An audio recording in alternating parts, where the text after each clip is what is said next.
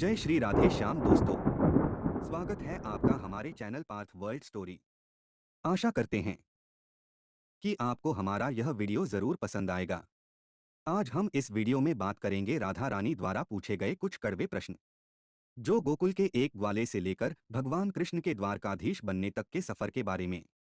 अगर आपने अभी तक हमारे चैनल को सब्सक्राइब नहीं किया है तो हमारे चैनल को सब्सक्राइब कर लीजिए और नोटिफिकेशन भी ऑन कर लीजिए, जिससे हमारे नए नए वीडियो की जानकारी मिल सके। साथियों, यह बात उसे समय की है जब राधा कृष्ण गोलोक में थे और स्वर्ग में घूम रहे थे। अचानक वह एक दूसरे के सामने आ जाते हैं। दोनों एक दूसरे को देखते हैं और मन ही मन मुस्कुराते हैं। कृष्ण जी के बोलने से पहले ही राधा जी बोल पड़ती है, कैसे हो द्वारकाधीश।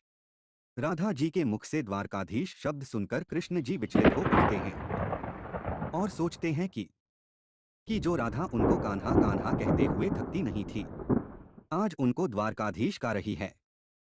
कृष्ण किसी तरह अपने आप को संभालते हैं और राधा की आंखों में आंखें डालकर कहते हैं कि है राधे, मैं तो आज भी तुम्हारा ही कहना हूं जो पहले हुआ करता था।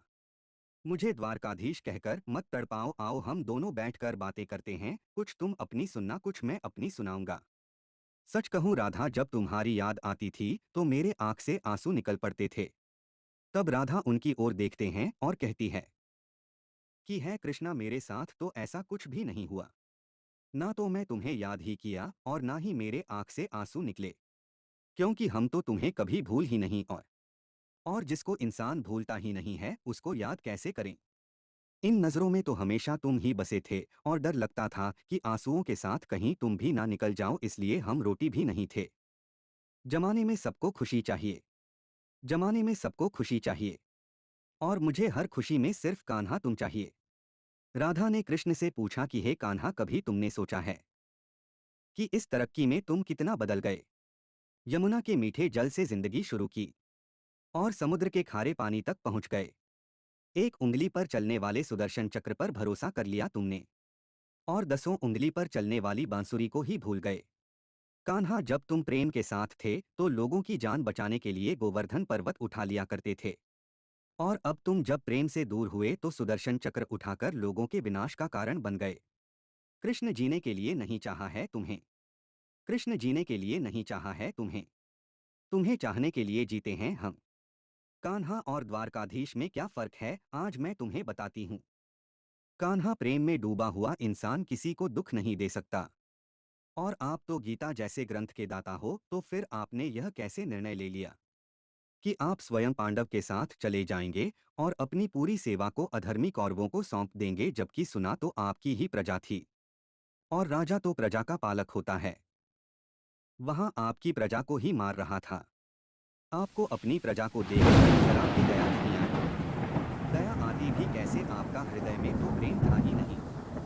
आज तुम धरती पर जाकर देखो, लोग तुम्हारी द्वारकाधीश वाली छवि भूल जाएंगे और तुम मेरे साथ ही खड़े नजर आओगे।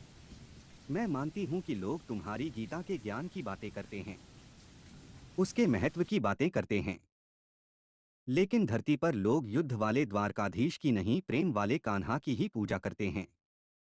और जी, गीता में मेरे नाम की कहीं व्याख्या नहीं की गई है। उसे गीता को पढ़ने के बाद लोग राधे राधे कहकर ही उठते हैं। दोस्तों, यह सब बातें जो राधा ने की, ऐसा नहीं है कि उनको कृष्ण से कोई नफरत थी या बैर था। वहां तो बस अपने संवाद के माध्यम से दुनिया को यह बताना चाहती थी कि असली विजय प्रेम में है, लड़ाई में नहीं है।